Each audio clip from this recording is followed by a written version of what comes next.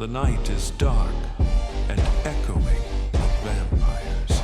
Forks, Washington. The clearing. Late afternoon. The storm had been building since noon. Bella had felt it in the quality of the air on the drive out, the specific pressurized quality of a sky that had made up its mind and was working on the execution, the kind of weather that did not ask permission. By the time they reached the clearing, it was fully committed. The cloud cover low and gray-green and moving fast overhead, and the thunder that rolled in from the coast every 40 seconds was sufficient cover for what the Cullen family needed it to cover. She stood at the edge of the field and watched them play. There was no other word for it, not practice, not a demonstration, but play.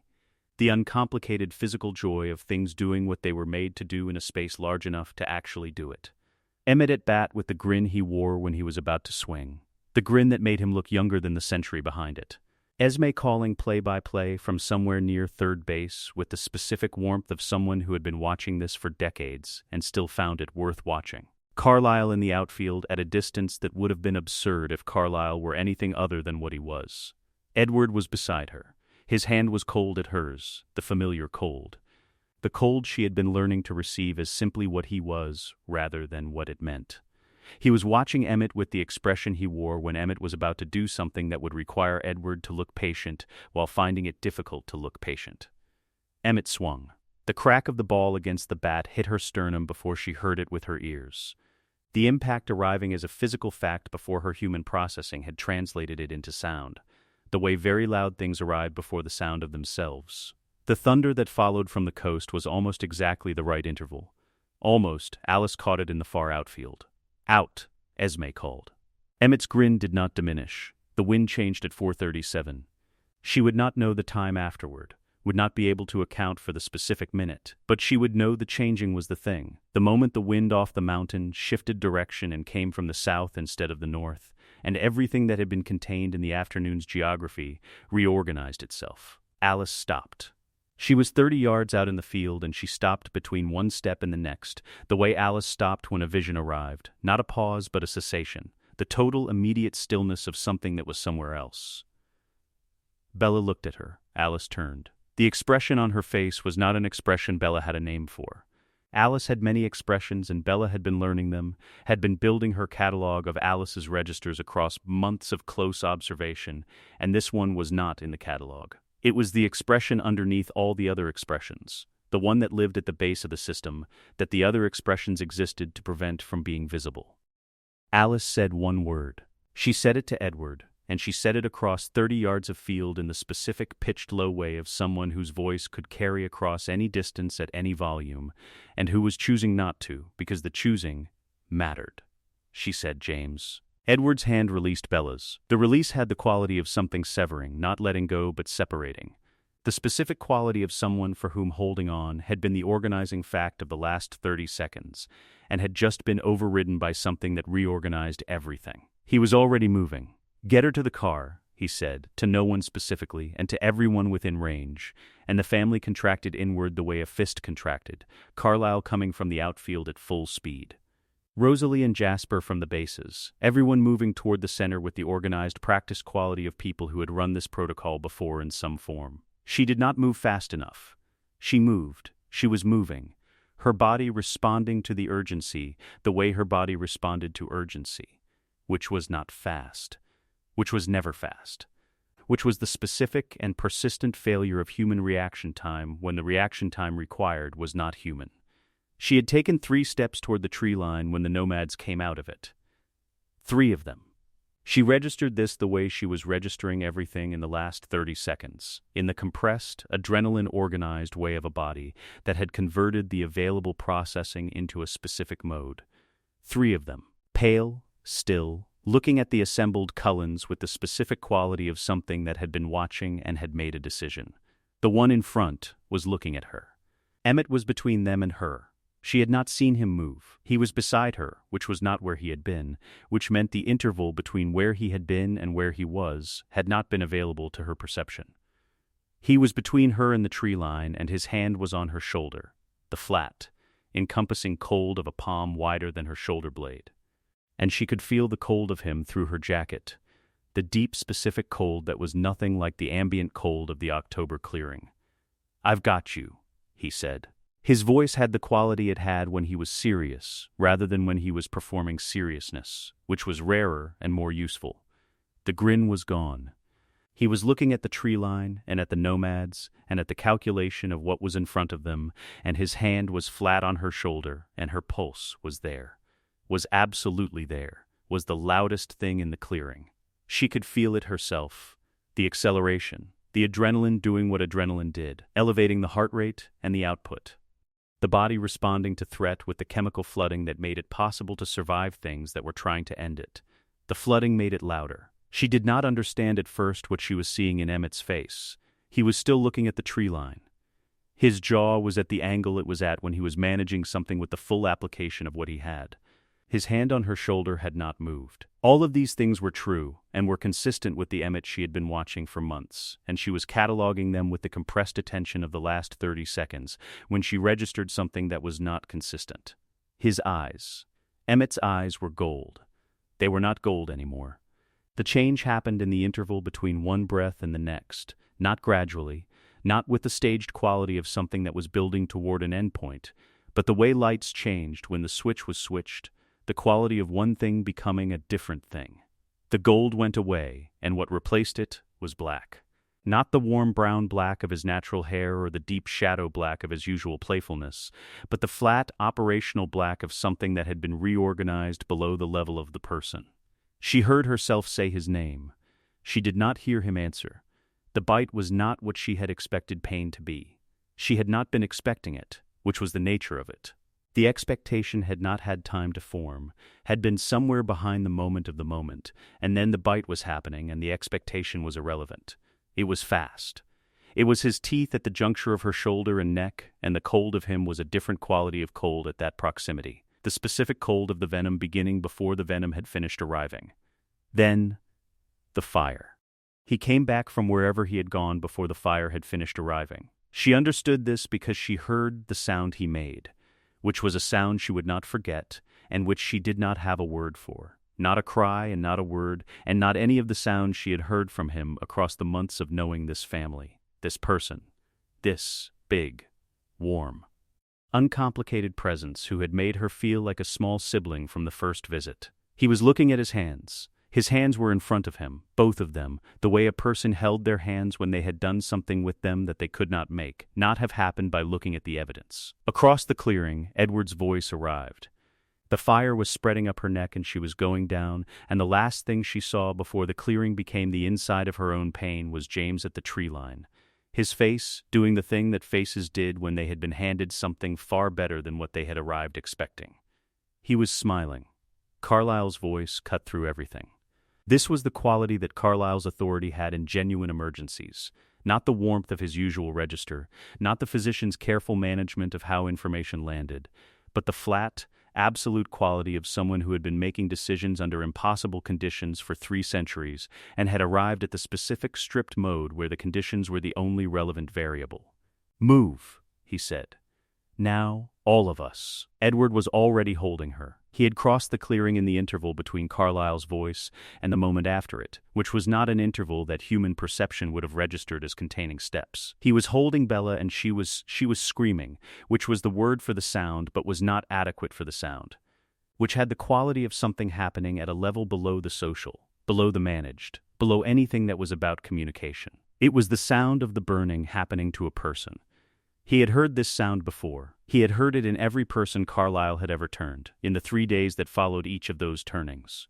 Heard it through walls and floors and across the distances that the Cullen house's architecture placed between them. He had always been able to make the distance work in his favor, to move away from it, to manage the hearing the way he managed all the things his sensitivity made unavoidable. There was no distance now. He moved toward the tree line with Bella against his chest, and the fire in her was not metaphor. He could feel the heat of it, the specific biological response to the venom spreading through her system, producing the temperature differential that told him exactly what was happening and exactly what there was no stopping. He did not look at Emmett. He could not look at Emmett. Rosalie was the one who moved Emmett. He was standing in the clearing center where the event had happened, and he was not moving, which was the thing that was wrong about it. Emmett not moving was the specific wrongness of something that had been reorganized below its operational level, The way a large, functional thing that had ceased to function looked identical to what it had been and was entirely different. He was standing with his hands in front of him, and he was not going anywhere. Rosalie took his arm, she said his name, he went where she directed him. Not because he was making the choice to go, she could feel the absence of the choice in the quality of his body under her hand, the specific weighted quality of something that was being moved rather than moving. He was inside something she did not have a word for, and could not fix, and could fix later, and had to get him into the trees first. Jasper had the rear. He was between the family and the tree line where James and the others had been, the rear guard position he had taken without being assigned it, because the soldier in him had read the field's geometry and understood where the pressure would come from. He was moving backward, watching what was in the trees, and the trees were not showing him anything. Which was either because there was nothing to show, or because what was in the trees was very good at not being shown. He was betting on the second. How far, he said to Alice, who was beside him. 1/2 a mile, she said. Carlyle's pick. The old outfitter's cabin, stone foundation, defensible approaches. Bella can't be moved far. I know, Alice said. That's why he picked 1/2 a mile. The path through the forest had the quality that paths had when every person on them understood that the path was the only option and the option was inadequate. Carlyle at the front with the specific, contained authority of someone who had made all available decisions and was executing them. Edward in the middle with Bella and the sound she was making, which did not stop, and did not modulate, and did not do any of the things that sounds did when the person making them was managing the making. Rosalie kept her hand on Emmett's arm the entire distance.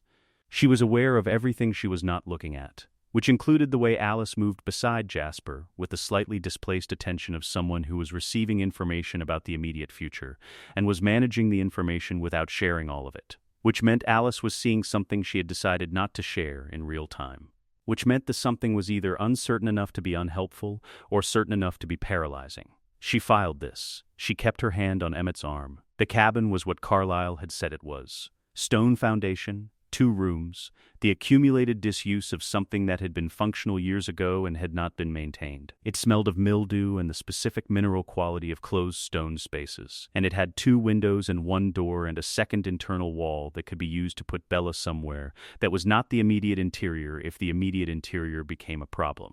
Carlyle had chosen it for the geometry. Edward went straight to the back room. Bella went on the floor rather than any surface. There was no surface that was adequate for this, and the floor was at least stable and could be cleaned. He knelt beside her, and he held her hand, and the holding was the only thing available to him that was also something rather than nothing. And he held it with the quality of someone who understood that the holding was not helping, and was doing it anyway, because the alternative was not holding. She was burning. He had understood this as a fact about the transformation, as one of the documented facts that Carlyle had explained across the decades as part of the family's accumulated knowledge of what they were and what the becoming of them cost. He had understood it as a fact, and facts had always been the thing he was most comfortable with, the thing that his specific quality of mind most readily converted into material he could work with. The fact in this room was not material he could work with. Carlyle came to the doorway. 3 days, he said. Quietly, not for Bella, who could not currently receive anything as information, but for Edward, who could receive it and who needed to, who needed the factual frame around what was happening even now. I know, Edward said. She'll survive it, Carlyle said. I know that too, Edward said. And after, don't, Edward said. Carlyle was quiet. Edward held her hand, and the fire moved through her, and outside the cabin's stone walls the forest was doing what forests did at the end of an October afternoon, filling with dark, filling with the specific quality of light that had decided it was done. Somewhere in that dark, James and Victoria and Laurent were running a calculation about the scent trail that was now this cabin, and the slowed scent strong evidence of a transformation in progress. He heard Emmett in the outer room. He did not hear Emmett's voice. He heard him the way you heard a large, present thing that was not making the sounds it usually made, in the quality of a silence that was Emmett-shaped. The specific absence of everything that Emmett normally added to a room's ambient. He would not think about Emmett. He could not think about Emmett without the thinking going somewhere that required him to let go of Bella's hand. And he was not going to let go of Bella's hand. He held her hand. The first night of 3 began. Outside the cabin the dark was complete. Rosalie sat in the outer room, and she listened to Bella burn. The sound came through the internal wall with the complete, unobstructed clarity of her hearing. Every modulation of it, every place where the sound changed register, and then returned to its baseline. The baseline being the sound of someone for whom the pain had stopped being an event and had become simply the condition. She sat in the outer room and she listened, and she watched Emmett sit across from her and not move. He had not moved since they arrived. He was in the corner of the outer room with his back to the wall, and his knees drawn up, and his hands on his knees, and his eyes on the floor between them, and he had been in this configuration for 4 hours. She had watched him across the 4 hours with the specific divided attention of someone who was managing 2 things that required full attention simultaneously and did not have the architecture for managing 2 things at once. She was watching Emmett. She was watching the door to the back room. Edward came out at the 2nd hour. He came out the way people came out of rooms they had been in for 2 hours, listening to something that was happening, and that they could not stop. Not walking. Not the deliberate motion of someone who had decided to move, but the movement of something that had been containing itself at a pressure that the containing could not sustain. He looked at Emmett. Emmett did not look up. "Look at me," Edward said. His voice had the quality it had never had in the years she had known him, not in the century of their shared existence. Not in any of the conflicts that a century of shared existence produced. Not in any of the moments that tested the specific bonds of a family that had chosen each other rather than being given each other by circumstance. The quality was not rage, which would have been manageable, which she had heard and seen and knew the shape of. It was something that had moved past rage the way certain pressures moved past the materials they were applied to and simply reorganized them. Emmett did not look up. "I said look at me," Edward said. "Edward," Carlyle said. From the doorway he had appeared in without anyone hearing him approach, which was the specific, trained quality of someone who had been listening through walls and had understood before he came through the door that this was the moment requiring him. "He bit her," Edward said. He was still looking at Emmett. "She's in there. You can hear what's in there. And I know," Carlyle said.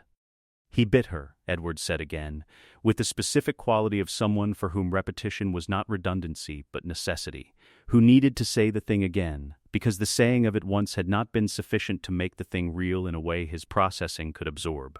She was on her feet before Edward moved. She did not decide to be on her feet. She was sitting, and then she was between Edward and Emmett, with the specific, automatic quality of something that had been her primary reflex for 60 years of marriage. The interposition of herself in the space between her husband and whatever was coming toward him. She was not thinking about what she was doing. She was doing it the way she breathed when she chose to breathe. Not by decision, but by the deep architecture of what she was and what she had organized herself around. Edward stopped. He stopped, because she was there and she was looking at him, and the looking had the quality that her looking had when it was not performing anything. When she had stripped out all the registers she deployed in ordinary circumstances, and was left with the thing underneath them. "Move," he said. "No," she said. "Rosalie, no," she said again. "I heard what you heard. I am listening to what you're listening to. I know what he did." "Then move," Edward said. "No," she said, for the 3rd time with the specific quality of a word that had been said until it was not a word anymore but a position, a physical and absolute fact about where she was and what she was prepared to do. She was horrified. This was the thing she was holding that did not change the position. The specific, comprehensive horror of someone who had watched their husband's face change in a field, and who had understood what the changing meant, and who was still standing between him and the person who wanted to hurt him for it. The horror was real, and did not contradict the standing. She had been living for 60 years with the understanding that the 2 things could coexist inside a person, had been building the architecture for that coexistence since the night in 1935, when Carlyle had told her what Emmett would become, and what that meant for what they could give each other, and she had decided anyway. You did not get to be horrified at someone and abandon them. You did not get to be horrified at someone and let them be hurt. He wasn't defending himself, she said. Her voice had dropped to the register she used when the volume was not the variable that mattered. "Look at him. He's not defending himself. He's not going to defend himself. Whatever you want to do to him, he'll let you do it." She held Edward's eyes. "So the question is what you're actually trying to accomplish." Edward looked at Emmett over her shoulder. Emmett still had not moved, had not looked up, was in the corner with his hands on his knees and his eyes on the floor, and was as absent from the room as it was possible to be, while still being in it. the specific occupied emptiness of someone who had gone somewhere else inside themselves, because the inside of the room was more than what they could hold. Something in Edward's face changed. Not resolved. She would not use that word for it, because the thing in his face was not resolution, was not the settling of something that had been agitated into something that was at rest. It was the specific change of something that had been organized around a single absolute point and had encountered the point's insufficiency without having anywhere else to go. He was still angry. The anger had not moved. It had simply encountered a wall in the form of Emmett's complete, total absence of self-defense, and the wall had taken away the thing the anger needed, which was somewhere to go. He turned. He went back to the room. The door did not close fully behind him. Carlyle came to her. He came to her the way he came to things that required him to be Carlyle rather than the version of Carlyle that the situation most immediately called for, not the authority voice, not the decision-maker. The person underneath those. The person who had been watching this family for longer than any of them, and who carried in his face the specific weight of someone who had seen every version of this and had still not become immune to it. "He's not going to," she started. "I know," Carlyle said. "He's not going to recover from this by tomorrow," she said. "Or the next day. Or when Bella wakes up." "I know," Carlyle said. She looked at Emmett in the corner. She looked at him for a long time with the specific, clear-eyed attention of someone who was not performing anything. Not composure, not the cold surface she usually brought to rooms that required her to have a surface. She was looking at her husband with the whole of what she was, and finding that the whole of what she was did not know how to manage this, and was not going to pretend otherwise. "What do I do?" she said. It was not a question she asked often. "Stay beside him," Carlyle said. "That's all. Stay beside him." She went back to her chair across from Emmett. She sat. She stayed. Alice's vision arrived at the beginning of the second day. She was in the outer room when it hit, not seated, not positioned for it, simply standing near the cabin's single window watching the forest with the specific vigilant quality she had been maintaining since they arrived. The watching that was not her gift but was the thing she did with her body while her gift operated on a separate channel. She had been watching the forest for 18 hours. The forest had been giving her nothing, no movement, no approach, the specific deliberate absence of information that was its own variety of information. The vision came anyway. She did not fall. She had learned early not to fall, had built the specific practice stillness that allowed her to receive the visions without making them visible to anyone who happened to be watching her. The performance of ordinary standing while the ordinary standing was being used by something else. She stood at the window, and her eyes went somewhere else, and she was in the forest 3 miles east of the cabin.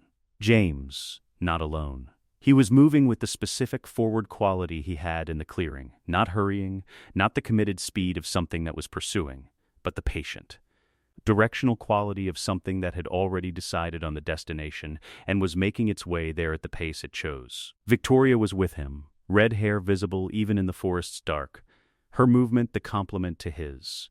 Where he was deliberate, she was fluid. The two of them the specific unit that Cannon had said they were, the tracker and the companion, the predator and its partner. Laurent was behind them. He was moving with the quality she had been watching since the clearing. The displaced, slightly uncomfortable quality of someone who was in a configuration they had agreed to but were not entirely aligned with. He was present. He was not committed. She filed this for later, because later was when the filing would be useful and the filing was not useful now. What was useful now was the scent trail they were following. She could see it in the vision as a thing James perceived, not the actual scent, which her vision did not carry, but his response to it. The specific way his attention sharpened and then sharpened again in the specific direction of the cabin. The trail had changed. She had known it would change, had known since the clearing that the transformation in progress would change what Bella's scent carried, would add to the human blood note the specific alien quality of venom spreading through a system and remaking it, a scent unlike any standard trail. James found it more interesting, not less. She came out of it. Jasper was looking at her. He had been watching her the way he watched her during visions, not alarmed, not asking, but present and ready. The specific, prepared quality of someone who had been doing this long enough to know what her face looked like when a vision arrived, and what it looked like when the vision was worth acting on immediately. 3 miles, she said, moving toward us. All 3. Jasper said, "How long?" 4 hours, she said. maybe less. He's tracking the change. Bella's scent now is, she stopped, because the description of what Bella's scent now was carrying required language she had, and Emmett was in the outer room. She redirected. It's more distinctive than it was. He's finding it more interesting. Of course he is, Jasper said. Carlyle assembled them in the outer room, all of them except Edward, who was in the back room and was not going to leave the back room, which was a variable they were going to have to plan around rather than resolve. Alice had weighed the option of asking him, and had set it down immediately. Edward in the planning session was Edward removing a hand from Bella to be in the planning session, and the planning session did not need Edward. The planning session needed to account for Edward's absence as a fixed condition. 4 hours, Carlyle said. He had the maps he had pulled from his memory rather than from any physical document, the terrain east of the cabin, the approach vectors, the specific geography that James would use, and the geography that could be used against him. James is a tracker. He doesn't require line of sight. He follows the trail and adjusts in real time. We can't misdirect him. We can make the approach cost him, Jasper said. Yes, Carlyle said.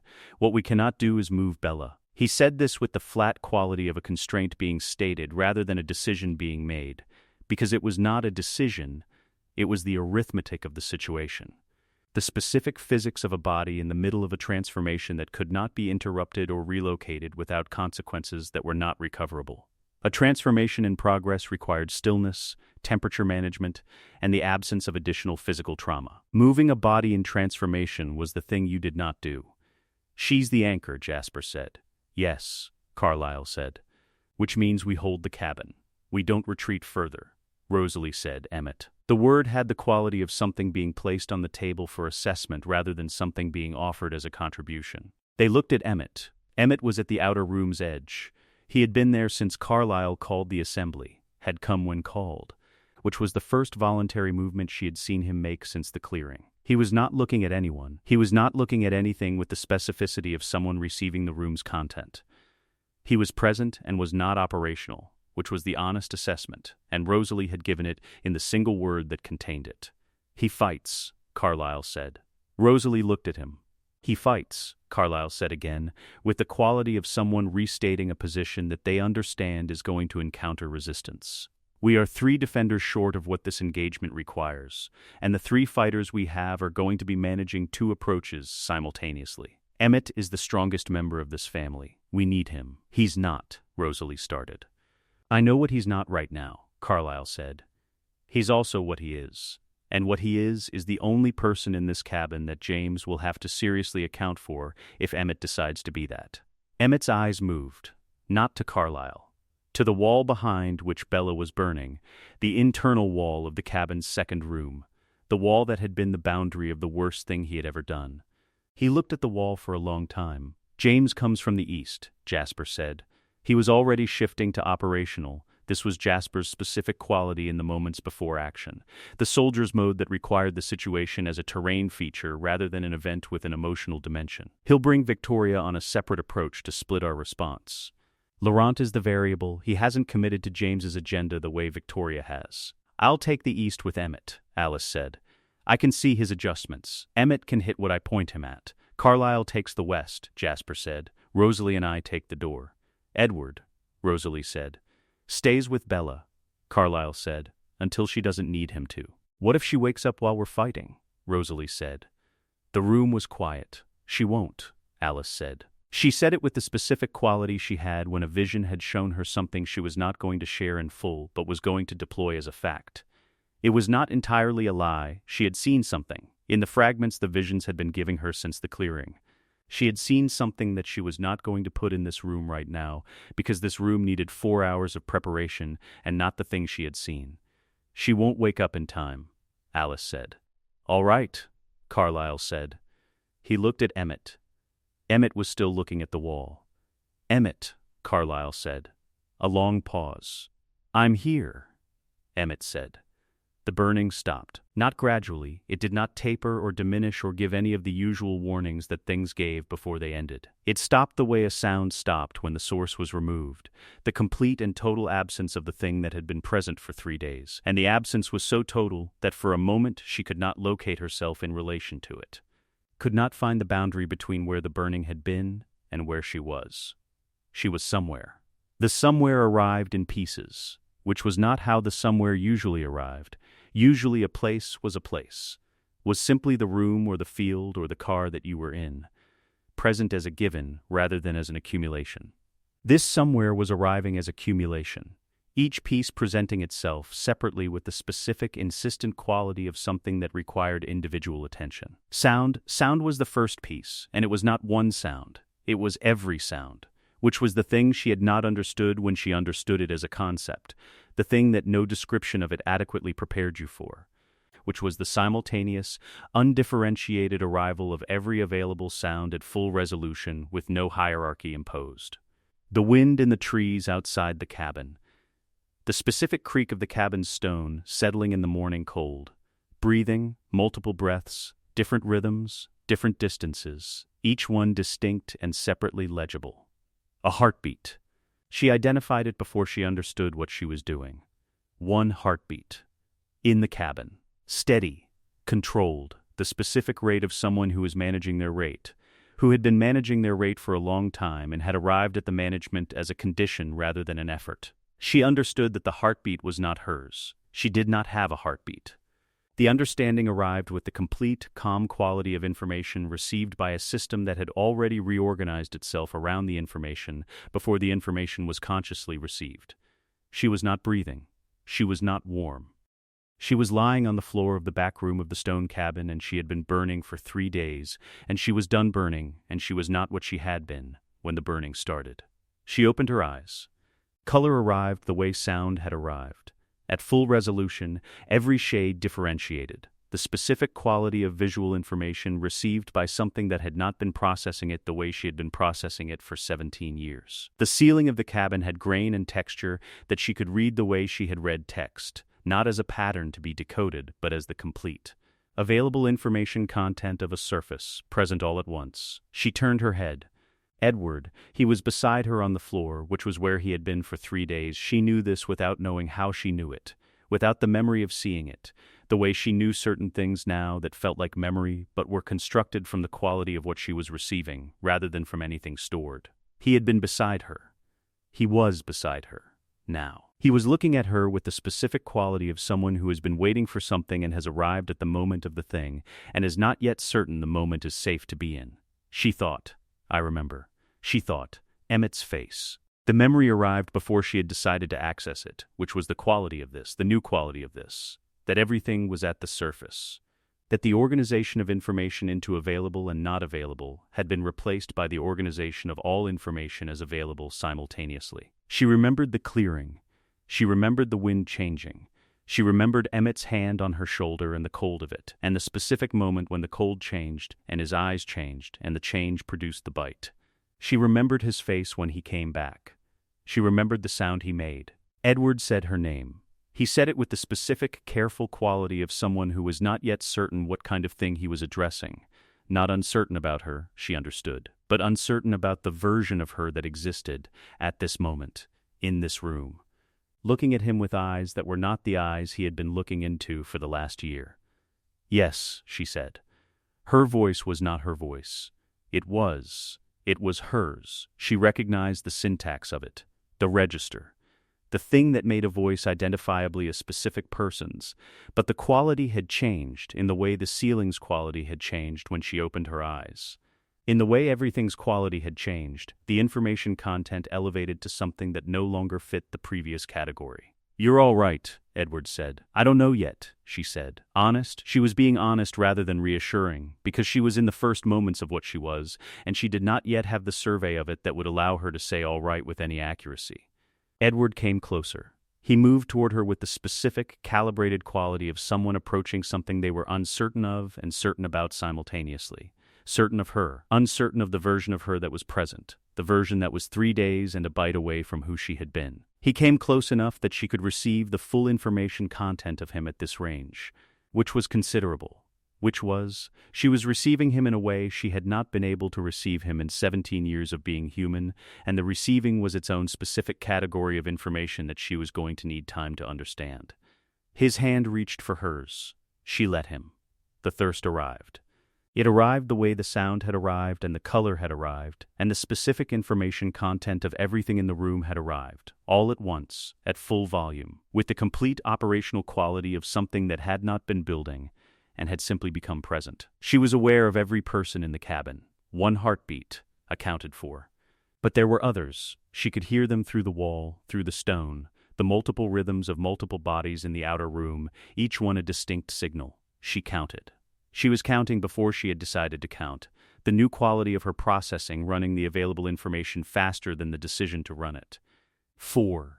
4 people in the outer room, one heartbeat among them, and the heartbeat was, she understood which one it was.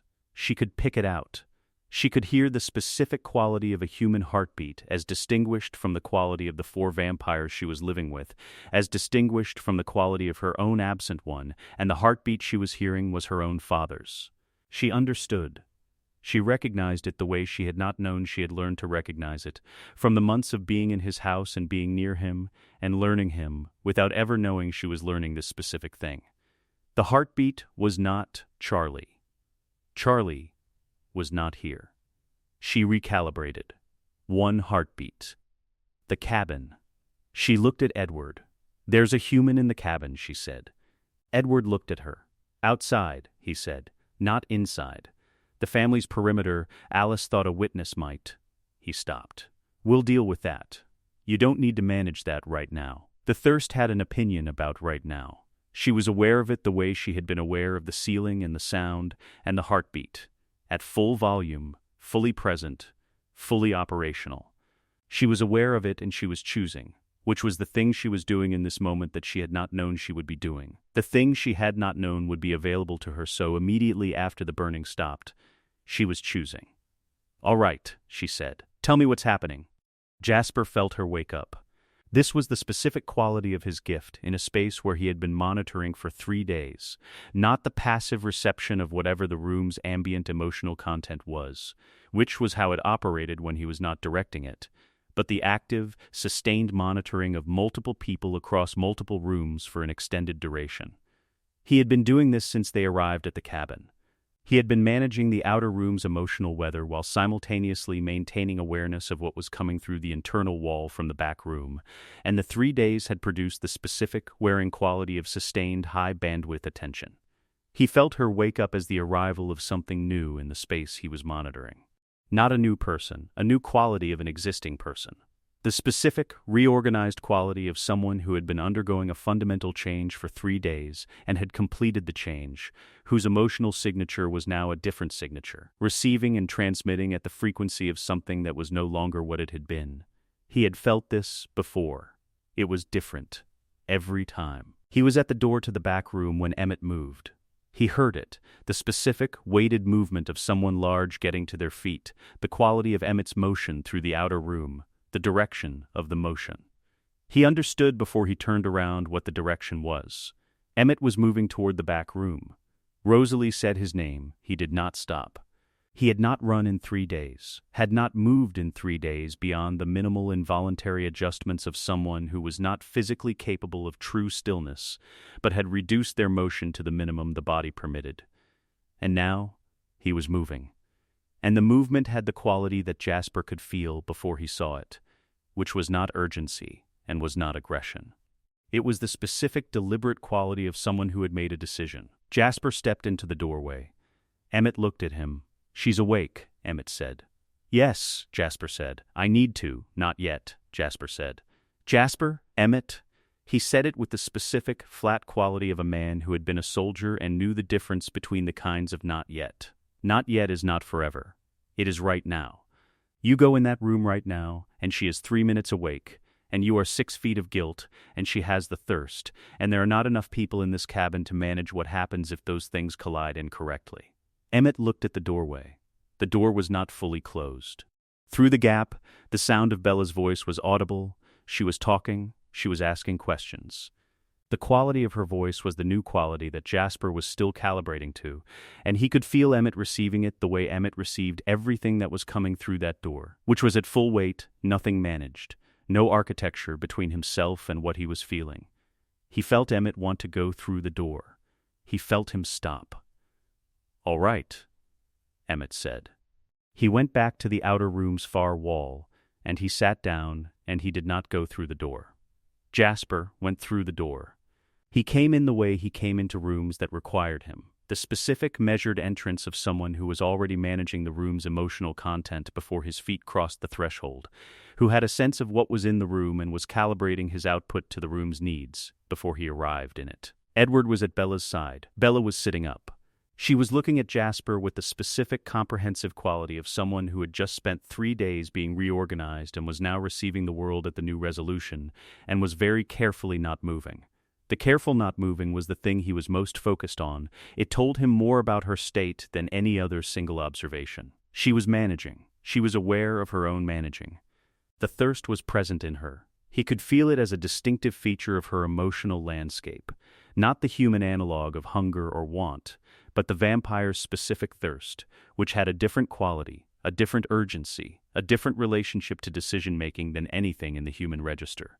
She was inside it, and she was choosing, which was not what all newborns did in the first 5 minutes of consciousness, and he noted it. He looked at Emmett's direction through the wall. He looked at Bella. The person in the room next door, he said. You've identified there's someone. Yes, she said. What are you doing with that information, he said. She looked at him. Sitting here, she said, talking to you. Good, he said. Not with warmth, with the specific operational acknowledgement of someone receiving a status report and finding it acceptable. The thirst is manageable. It's not comfortable, it's not going to be comfortable, but manageable is achievable and is what we need right now. There's something else, she said. He waited. Someone in the outer room, she said. One of you. But the way I'm receiving him is, she stopped. He could feel her working through the description of something that did not have adequate language yet. The specific effort of someone who was encountering something at the new resolution and was trying to translate it into the old vocabulary. It's wrong. The signal is wrong. She paused, like a speaker that's working, but playing the wrong thing. Jasper looked at the wall. Emmett, he said. She was very still. He's been in that chair, Jasper said, since we arrived. He has not eaten. He has not slept, which we don't sleep, but he has not. He looked for the right word. He has not left himself. He has stayed inside what happened. He is staying inside it right now, very deliberately. Because the alternative to staying inside it is being someone who could come through that door, and he has decided he does not have the right. Bella looked at the wall. Jasper felt what happened in her when he said it. He felt it as a shift in the emotional landscape, the specific, complex movement of multiple things happening simultaneously in a person who was still learning what the new emotional vocabulary felt like. The thirst still present, the new sense overload still present. And underneath both of those, something that was not anger and was not forgiveness and was something between them and around them, and much more complicated than either. She stood. She stood the way newborns stood, which was too fast, the specific physical expression of something that had gone from vertical to standing without the intermediate stages that the old body would have required. Edward's hand was on her arm. Bella, he said. I know, she said. She crossed to the doorway. Jasper was ahead of her, because he had read where she was going before she got there, which was the specific advantage of his gift in moments where the gift was the thing that made the difference between a bad outcome and a less bad one. He went through the door first, and he said, to the outer room before she appeared in it, Emmett. Emmett looked up. Bella came through the door. What happened in the outer room in the next 3 seconds happened in the specific compressed way that things happened when the variables had been building for 3 days, and the moment of their collision was finally here. Emmett looked at Bella. Bella looked at Emmett. Rosalie was on her feet. Carlyle was in the corner he had been occupying. Alice was by the window and was looking at the ceiling with the slightly displaced attention of someone who was watching something coming. Emmett stood. He stood in the full, committed way of someone who had been sitting for 3 days and was now standing, not because standing was comfortable, but because the alternative was facing this from the floor, and whatever this was going to be. He was going to face it standing. He said, Bella, her name in his voice. She felt the thirst, and she felt the new resolution, and she felt the complicated thing that was not anger and not forgiveness, and she looked at Emmett standing in the corner of the outer room of the cabin where she had burned for 3 days. He did not move. She crossed to him. He flinched. She had not expected the flinch, and it arrived with the specific devastating quality of something small that was not small, the flinch of someone who had been expecting what was coming and was not going to prevent it because they had decided they were not going to prevent it. She stood in front of him. "I know you didn't choose it," she said. He looked at her. His expression was the expression underneath all Emmett's other expressions, the one that his normal register existed to prevent from being seen, the full uncovered weight of what 3 days of the chair had produced. "It doesn't matter," he said. "I didn't choose it, and it happened, and those two things are both true, and Emmett," she said. He stopped. "We have to survive first," she said. "The forgiveness is after surviving. Do you understand what I'm saying?" He was looking at her with the expression that was all the weight and none of the armor. "Alice said James is coming," she said. "Yes," he said. "Then we survive first," she said. "And we have the rest of the conversation after." She felt Jasper working the room. She felt it the way she could feel everything now, at the full resolution of the new, the specific quality of his gift as it reduced the thirst and the pressure and the collision of things that had been building for 3 days from the temperature they were at to something that was not gone but was below the level of immediately actionable. She was grateful for it.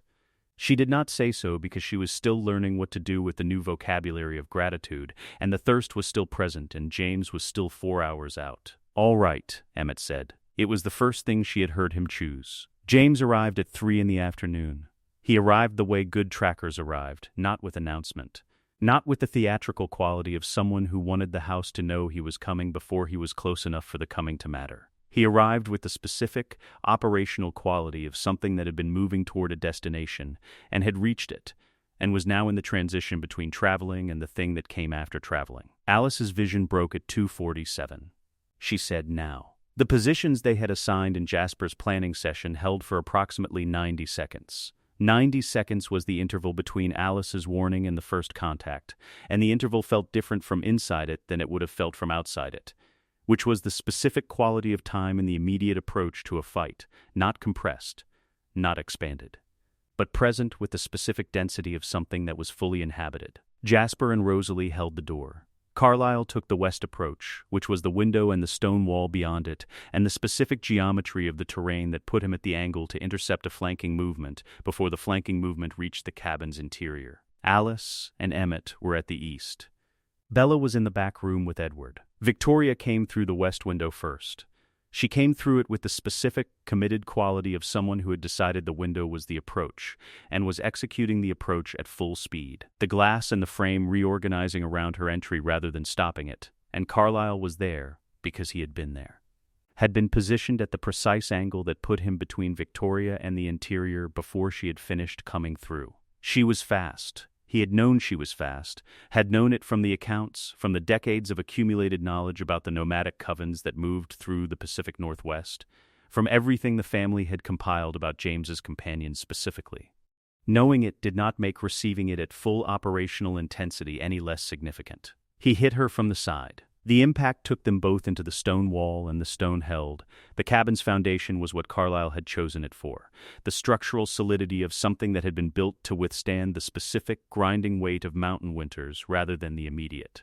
Focused force of two vampires colliding. The stone held, and they rebounded into the room's center, and the fight was the specific, grinding engagement of two evenly matched opponents who both understood the terrain and were using it. Laurent came from the north.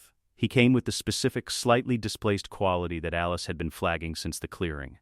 The quality of someone who was here and was not committed to being here, who was executing a position that he had agreed to and was finding the agreement less settled than it had been when he made it. He came from the north, and Jasper was there. Jasper was very good at this.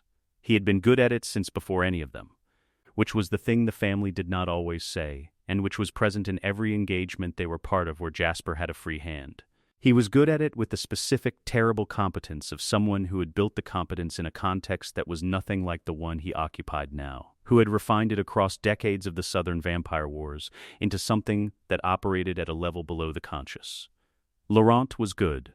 Jasper was better. The engagement at the north wall was faster than the one at the west, which was not because Laurent was weaker, but because Jasper had read his hesitation and used it.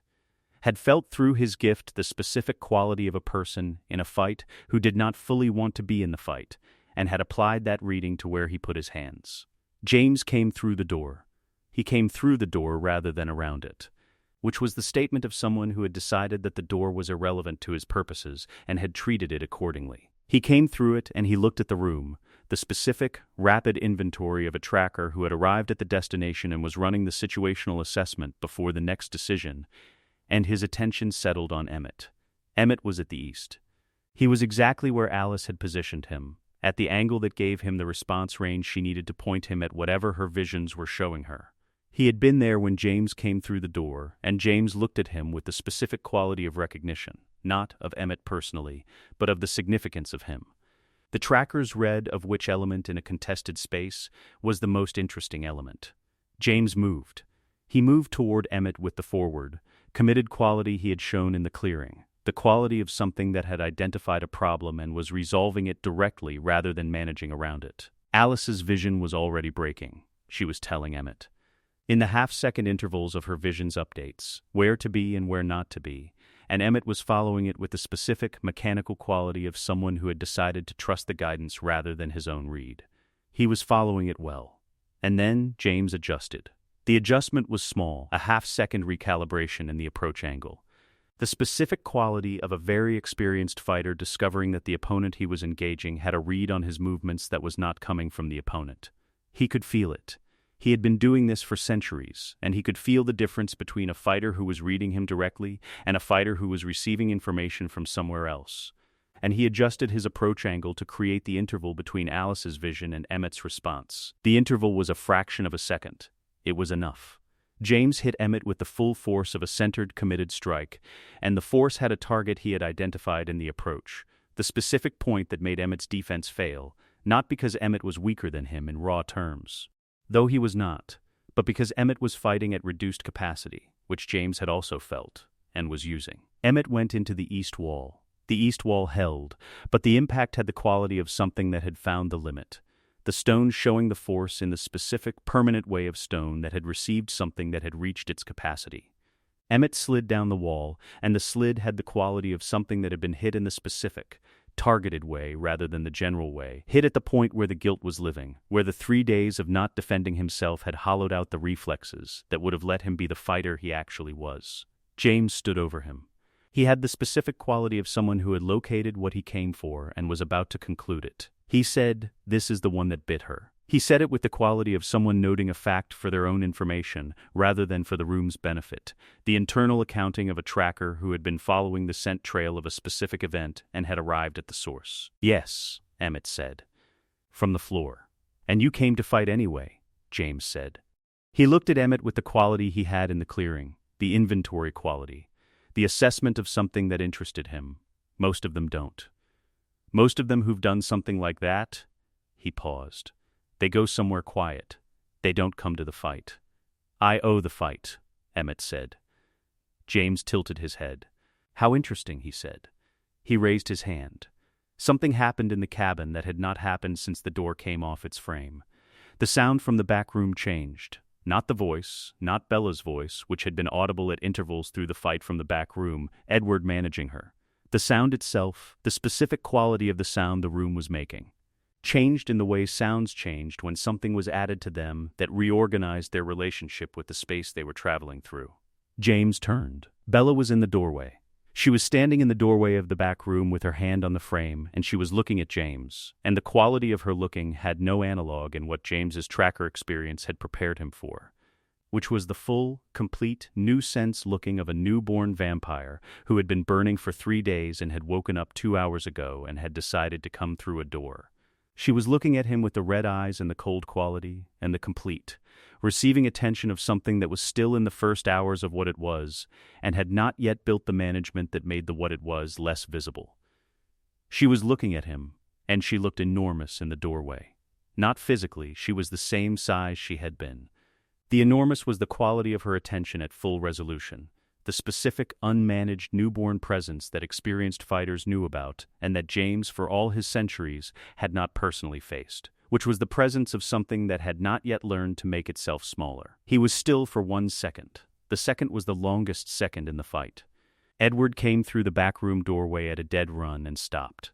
He stopped the way he had stopped in the outer room 3 days ago, when he came back from the hunt to find Emmett standing with his hands in front of him. The specific arrested quality of someone whose body had been committed to a direction and had encountered information that made the direction wrong before the body had finished committing. He had been coming to save her. He could see that she did not need saving. What he was looking at was Bella. It was unambiguously Bella. The specific quality of her was present in everything about the figure in the room's center. And the figure in the room's center had James pinned against the cabin's south wall with one hand, and was holding him there with the specific total quality of something that had significantly more force available than it was currently applying. James was not moving. Not because he had given up. She could feel that he had not given up. Could feel the specific, grinding quality of his attempts to find the angle that would let him break the grip. The centuries of combat experience running the calculations and finding each calculation insufficient against the math of what she was, which was a newborn. Which was the thing that experienced fighters knew about in the abstract and found different in the specific. She was holding him against the wall. She had been doing this for approximately 40 seconds. The 40 seconds had contained, in the specific compressed way of the last several minutes, more information than she had a system for processing yet. Not because the system was inadequate, but because the system was 3 hours old and was running at the maximum available capacity of something that had not yet had time to build the management infrastructure that would eventually make the capacity feel like less than everything she had. Edward said her name. She said, "I'm all right." He did not move. He was looking at her with the expression she had been seeing since she opened her eyes 2 hours ago, the relief and the fear and the recalibration. The specific quality of a person whose operating model for the last year had been organized around her needing things, and who was running a significant update in real time. "Emmett," she said. "Here," Emmett said. She heard him across the room, at the east wall where James had put him, and what she heard in his voice was the thing she had heard 2 hours ago in the outer room when he said all right, the first chosen thing, the first thing that had come from somewhere below the 3 days of the chair. "I need your help," she said. A pause. "Tell me where," Emmett said. She heard him get up. She heard it in the specific layered way she was hearing everything, not just the sound of him moving, but the quality of the movement. The difference between Emmett getting up from the floor because his body was responding to a command, and Emmett getting up from the floor because he had decided to get up. The decision was in it. She could hear the decision in it. James heard it too. She felt his attention shift. The specific operational quality of a tracker running a multivariable assessment, the recalculation that arrived when a variable he had managed changed its status. Emmett had been managed. Emmett was no longer managed. This changed the geometry. James made his move. It was a good move, she acknowledged this, in the compressed, operational way she was acknowledging everything. Because good was the accurate description of a move that had been constructed from 200 years of experience and had identified the specific point where a newborn's grip was most likely to have a failure mode. He used his weight rather than his strength, the specific shift that relocated the leverage point and required her to either release or compensate. She compensated. It cost her something. Not much, not more than she had, but something. The specific incremental cost of managing a target who was running the correct calculations rather than the wrong ones. She compensated and held, and James was still against the wall, but he had demonstrated that he had options, which was information that changed the room. Emmett was at her left. She had not seen him cross the room, and he was at her left, which was the quality she had been told about and had not fully understood until she was inside it. The speed that became simply proximity, because the interval was below human perception. He looked at James. James looked at him. "You came back," James said. He said it with the quality of someone noting the specific change in a situation's variables and finding the change more interesting than the previous configuration. "I put you in the east wall." "Yes," Emmett said. "And you came back anyway," James said. "For the newborn. For my sister," Emmett said. She felt the word land in the room. It did not land in James. James received it the way he received most things that were not tactical, which was with the flat, assessing attention of someone determining whether the content was operationally relevant. It landed in Emmett, which was where it was meant to land, which she understood because she could hear the difference in his breathing after he said it, the specific quality of someone who had said a thing that they had not known they were going to say and had found it was true. She filed it.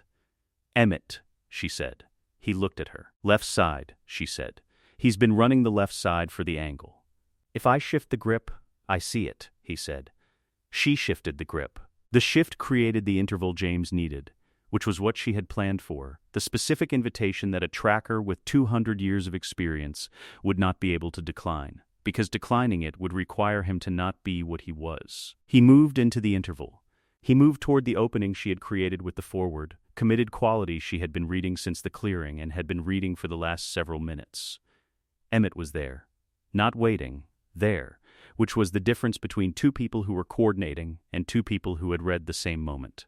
He hit James from the left at the exact instant James had committed to the interval, which was the instant James had used all available processing to manage the angle Bella had created, and had no processing available to manage Emmett, and the specific geometric problem that produced for James's body was the problem of a target that had calculated correctly for one variable and had not had the capacity to calculate for two. He went down. Not permanently, she could hear that he was not done, could feel in the quality of his movement that this was a setback rather than an ending, that the centuries were present in him as the capacity to recalibrate from a position that would have concluded a less experienced fighter. She did not give him the time. She came off the wall and Emmett was on his right and she had his left, and the specific combined force of a newborn and a 60-year-old vampire who had been a bear-hunting Tennessee man before that, and who had been putting things down with his hands since before he was turned was the force that James, in his 200 years, had not previously been required to calculate. He was required to calculate it now. The calculation did not resolve. What they did next was the specific brutal work of two people who were not performing what they were doing and were not receiving an audience for it, and were doing it with the complete attention of people for whom the outcome was everything. She had expected to feel something during it, guilt or hesitation or the specific, complicated weight of doing something that could not be undone. She felt none of those things. She felt the complete operational attention of something that had identified what was required and was doing it. It took 4 minutes. It felt shorter. When it was over, she was standing in the center of the cabin's main room, and Emmett was beside her, and Edward was across the room. Edward was looking at her. She looked back at him. He had the expression she had been watching since she opened her eyes, and she understood it now at a resolution she had not had access to an hour ago. Not the relief, and not the fear, and not the recalibration, but the thing underneath all three of those, which was the specific, complete quality of someone who had spent a year organized around a version of her that required things from him that this version did not require, and who was in the first moments of understanding what that meant. "All right?" She said. "You won," he said. "We won," she said. She looked at Emmett. Emmett won. I just held the door open. Emmett made a sound. She had not heard this sound from him in 3 days, and she recognized it immediately, which was the thing about the new resolution. It gave her things in detail that she had previously received only in outline, and what she received in the specific quality of the sound Emmett made was the first thing in 3 days that was not the wait. It was not a laugh yet. It was the predecessor to one. "Victoria," Carlyle said, from somewhere in the back of the cabin, with the specific quality of someone delivering the incomplete accounting of an engagement that was over in its primary form and not entirely resolved in its secondary one. "She ran," Alice said. Early when she saw, she paused. She made the calculation. "And Laurent," Carlyle said. The room was quiet for a moment. "He's not a problem anymore," Jasper said from the west. There were several ways to receive this sentence, and she chose the one that matched the quality of Jasper's voice when he said it, which was the voice of a soldier who had made a decision in a fight and had made it correctly, and was reporting it without either apology or embellishment. She received it. She filed it. She moved on. She looked at Emmett. He looked at her. "Surviving," he said. "That was the first part." "Yes," she said. "And after surviving," he said. "We have the conversation," she said. He nodded once. Outside the cabin, the October afternoon was doing what October afternoons did in the mountains, which was ending at the pace that told you it was not going to negotiate with you about the ending. And the forest was the forest, and they were in it, and James was not a variable in it anymore. She stood in the room that had held her for 3 days, and stood in the room that had held the fight, and she was standing in it, which was the specific, complete fact of the moment. She was standing in it. The cabin's aftermath had the specific quality that spaces had after violence, not quiet exactly. Because quiet implied the absence of sound, and the absence of sound was not what it was. It was the presence of a different kind of sound, the sounds of things settling into the shape of what came after. Stone that had taken force finding its new equilibrium. The forest outside returning to its own rhythm after the extended interruption. The family moving through the space with the specific, methodical attention of people who had done this before and understood what the doing required. Emmett stood at the east wall. Not the place in the east wall where James had put him. He had moved 6 inches to the left, a deliberate adjustment. The specific choice of someone who did not want to occupy the exact coordinates of his own worst moment any longer than the fight required. 6 inches to the left. The wall was still the east wall. He watched Bella. She was in the center of the room with the specific quality she had been developing across the 2 hours since she woke up, which was not a newborn's quality in the sense he had understood newborns, not the feral consuming disorientation that had characterized his own first hours, not the complete subordination of everything to the thirst. She was in the center of the room and she was receiving the space with the focused, deliberate attention of someone who was managing a great deal of new information and was doing the managing consciously rather than being done by it. She looked at him. "Emmett," she said. "Yes," he said. "Come here," she said. He came. They sat on the floor of the cabin's east side, which was not a configuration that had a precedent in any of the interactions they had had across the months of knowing each other. Not this floor. Not this cabin. Not after 3 days of burning and 43 hours of the chair and a fight that had ended the way it had ended. None of those things had precedence. Edward was in the doorway to the back room. Not absent, present, at the doorway, the specific positioning of someone who understood that the space in the middle of the room needed to be the space in the middle of the room and who was there rather than in it. Rosalie was at the window. She was looking at the forest and not at Emmett, which was the thing she was giving him, which he received with the awareness that it cost her something. He looked at Bella. Bella looked at him. "I've been running what I'm going to say to you," he said, "since the clearing." "I know," she said. "I've run it 100 different ways," he said, "and every way it goes through the same problem, which is that there's not." He stopped. He had spent 3 days in a chair working on a vocabulary for this, and he had arrived here with the knowledge that the vocabulary was inadequate, and was not going to become adequate, and that inadequate was what he had to use. "There's nothing I can say that is equal to what I did. There's no sentence that lands on the right side of that scale. I know that. I'm going to say it anyway because not saying it is worse." Bella said nothing. "I bit you," he said. "In the clearing, with my hands on your shoulder which I put there to protect you. The venom was already in you before I came back to myself. I came back and it was done and there was no version of the next 3 seconds where I could undo it. And I've been living inside that specific knowledge since it happened."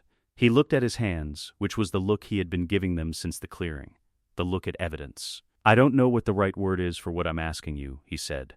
"Forgiveness is a word and it might not be the right one, because forgiveness implies I have a claim on it and I don't. I'm not asking because I have a claim.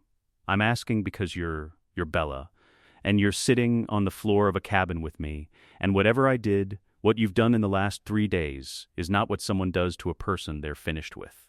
He looked at her. "I'm asking if there's a version of this where you don't leave," he said. "Where the family where I get to be something other than the person who did this to you." He stopped. "I'll take whatever the version is. I'll take the version where I have to earn it across decades if that's what it is. I just need to know if the version exists." Bella was quiet. She sat with his words in the specific, receiving way she was sitting with everything, at full resolution. The complete content of them present to her at the quality that everything was present to her now, which was without the filtering that human attention applied to keep the volume manageable. She heard the specific quality of the sentence he had landed on. "I'll take the version where I have to earn it across decades." She thought about the clearing. Not the bite. She had been thinking about the bite since she woke up and had done what needed to be done with the thinking, and had arrived at this floor. She thought about the moment before the bite, the specific moment she had been returning to across the 2 hours since consciousness, which was Emmett's hand flat on her shoulder and his voice saying, "I've got you," and the quality of the voice when he said it. He had meant it. She had felt that he meant it. She had felt it in the quality of his hand and in the quality of his voice, and in the specific, complete way that she had received him in the clearing as someone who was between her and the thing coming out of the trees. He had been there. And then the wind changed, and the biology did what the biology did, and he bit her. And the biting was the thing that had happened, and was also not the only thing that had happened, and the two things were both true, and one of them was not the other one. She thought about waking up. She thought about opening her eyes and the world arriving all at once, and she thought about looking at Edward in the specific, complete way she could look at him now.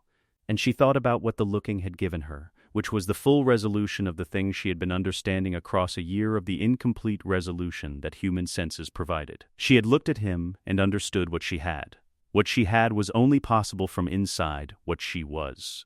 What she was had an origin, which was 3 days ago in a clearing on the wrong side of a wind change, which had an origin, which was Emmett's hand on her shoulder and the bite and the horror on his face when he came back to himself. She was not going to tell him the bite was all right. It was not all right. Nothing about the mechanics of what had happened was all right, and she was not going to perform the version of forgiveness that made it all right, because that version would be a lie, and she was not in the business of lies about the things that had cost her things she had not agreed to pay.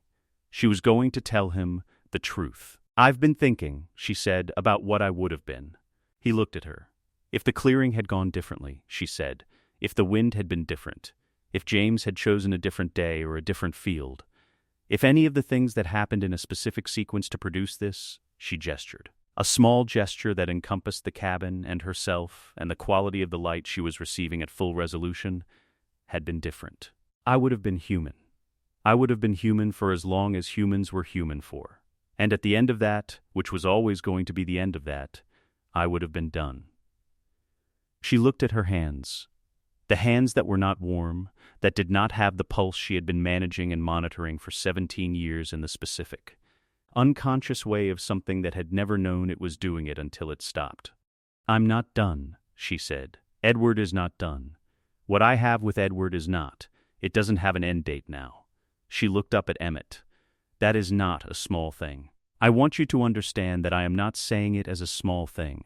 It is the most significant fact of my life, which is now a different kind of life than it was going to be, and the most significant fact of that life is sitting in a doorway looking at me right now, and that fact does not have an end."